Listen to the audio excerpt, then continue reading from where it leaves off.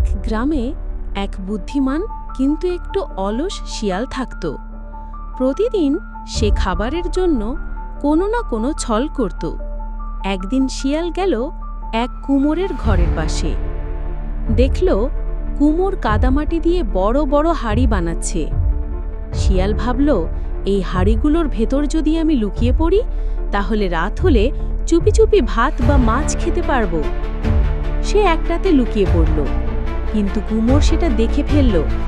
সে হাঁড়িটার মুখে শক্ত করে ঢাকনা দিয়ে দিল আর বলল, তুই ভাবলি আমি বুঝবো না? এবার দেখবি চালাকি কাকে বলে। কুমোর হাঁড়িটা চড়াই দিয়ে আগুন জ্বালাতে শুরু করল। ভেতরে বসে শিয়াল চেঁচিয়ে উঠল, ওরে বাবা, বের করে দে, আমি আর কখনো চালাকি করব না।